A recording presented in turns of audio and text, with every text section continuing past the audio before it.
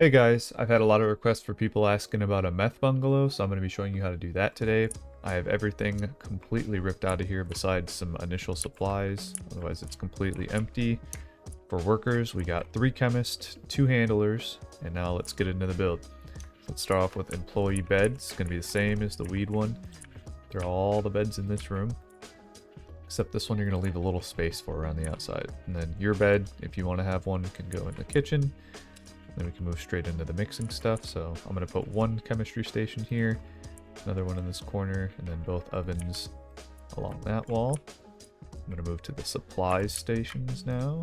So we're going to have one here, just fill these all in. That one's a little off. Those there, put one more in this corner, and get another one on the wall for finished product. Then the packaging station is going to go back in this corner. It's almost identical, honestly. Everything else after this is basically the same. So just enough room to let everyone walk past here. There you go, 8 mixers, packaging station or brick press, depending on what you want. Enough room for 8 stacks of supplies for 8 mixes, and then worker beds for everybody. Now we can start working on assigning stuff. So let's start with these handlers. So we're going to assign him brick press, assign the other guy to the packaging station. And I had someone ask me, how do you switch to the packaging station if you don't want to use the brick press? How do you keep it stocked with bags? Let's say this storage shelf here was full of bags instead of where you want to put your products. You'd basically just link that packager to this storage here, and then have him come back to this. And then if I give myself 100 baggies, and then put them on the shelf here, as long as that guy's paid and he has a bed assigned. So let me do that now. So now if I pay this guy, he's gonna put bags onto that packager, and then if there's any product, he'll automatically package it as well. You just have to make sure the destination of your last mixer is also set to this packaging station, and since it's always filled with bags now, you just have to let him package it for you, and then he'll move the supply to wherever this is set to. But I use this for finished product, and I don't like putting bags on it, but you could put another storage somewhere in the kitchen, like, or even in here, honestly. Doesn't matter, it's up to you. We can start adding route to the packages now. First shelf, second shelf, third shelf, fourth shelf, and fifth shelf. And they go in corresponding to the mixers. 4 and 5. Let me switch to the other one.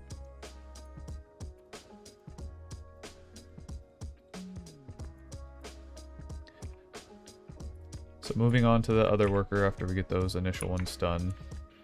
So after those 5, it'll be the 6th one. Move that to the 6th station. So here. 7th goes to this. Lastly, the 8th one goes to this. He's going to start moving stuff, but that's okay because I'm just going to take these all anyway. They just go in the order.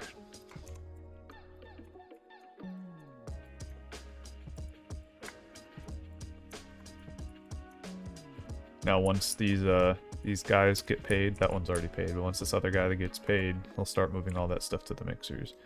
So let's get him a bed. This is what I meant earlier, when you don't want them pushing you out of the way while you're doing this stuff. It's kind of annoying, but just doing it now. Why not?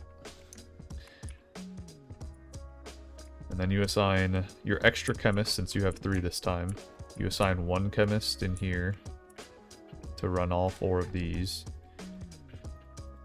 You can assign 2 in here if you really want to. It's not that big a deal.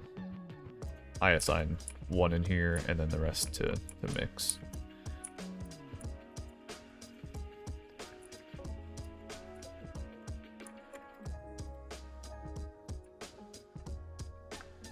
Of course, this guy comes in and gets some stuff. That's why it's much easier to just let them sit unpaid until you're done.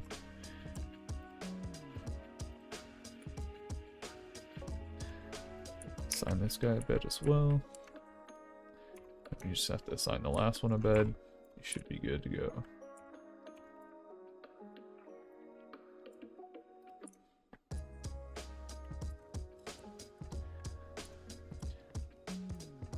You can add a shelf up against this wall for materials in here as well, if you want to have those auto-stocked. But I usually just fill these up with 10 each. That makes a lot of product, enough for 10 bricks, which you don't even have enough supplies for on these storage shelves. So you can fill each of these chemistry stations up with 8 each of all of this stuff, and then set their destination to be a lab oven. And then just make sure you have the recipe selected and the destination of both lab ovens to a storage shelf so that they accumulate. And then have one of your packagers have that storage shelf go to the first spot in the mixing. And then have all of your mixing stations linked just like normal. Someone was also asking about the threshold. That doesn't really matter unless you're inputting stuff onto these mixers. If they're inputting it, especially for meth, they come out in 10s almost every time. So you'll never have any issues with that, and the threshold won't matter. And the last destination, I use brick press, but again, you can switch to vacuum station if you want. But yeah, that's really it. They should start working when they're paid and this stuff is filled. I can fill these with stuff now. Let me... Okay, so 4 of these in, 4 of these in, and 4 of these in. Same with these. Make sure all the chemists are paid.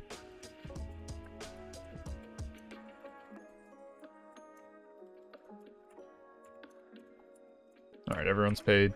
They should all start working now. As you can see, he's coming in to work. I could have assigned another chemist to come in and make one at the same time. Personally, don't think it's that big of a deal. Again, this is for automation. This is for like restocking and forgetting about it and coming back and collecting. So if you want to do that, that's easy enough. Just make sure your supplies here are stocked and you give them enough stuff to keep making meth, and you should be good to go. Hope this helped. I'm not going to include a time lapse in this because it would be essentially the exact same as the weed ones. If you're curious on how the mixing stations work, feel free to look at those videos. But if you have any questions, please ask in the comments. I'll be sure to answer them. Hope this helped, guys. Enjoy.